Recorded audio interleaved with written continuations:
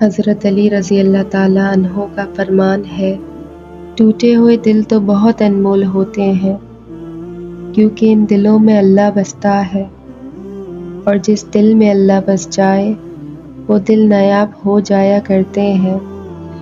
کسی کو اس کی ذات اور لباس کی وجہ سے حقیر نہ سمجھنا، کیونکہ تمہیں دینے والا اور اسے دینے والا خدا ایک ہی ہے۔ وہ اسے عطا بھی کر سکتا ہے اور آپ سے بھی لے سکتا ہے۔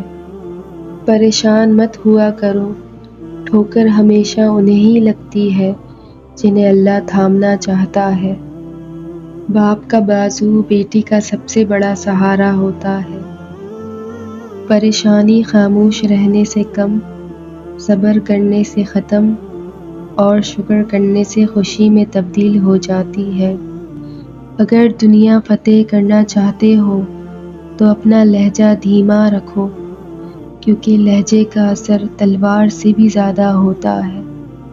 نصیب ہار جاتا ہے، لیکن دعائیں ہمیشہ جیتتی ہیں۔ بس یقین کے ساتھ اللہ سے مانگتے رہو، وہ رب تمہیں مایوس نہیں ہونے دے گا۔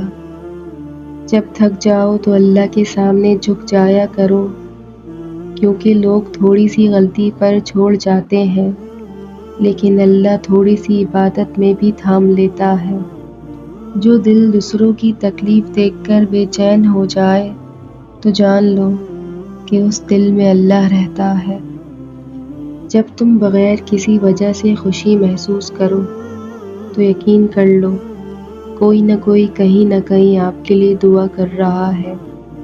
ہر عبادت کا پتہ نہیں ہوتا کہ وہ قبول ہے کہ نہیں، مگر درود شریف ایسی عبادت ہے جو ادا ہوتے ہی قبول ہو جاتی ہے۔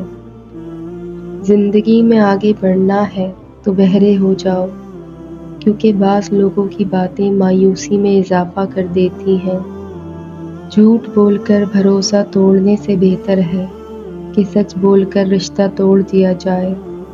رشتہ پھر جڑ جائے گا، لیکن بھروسہ کبھی نہیں جڑتا۔ جو انسان یہ سمجھتا ہے کہ اللہ جو کرتا ہے وہ ہمارے لیے بہتر ہوتا ہے، وہ کمال کا ایمان رکھتا ہے۔ جس شخص سے محبت کی جائے اس سے مقابلہ نہیں کیا جا سکتا۔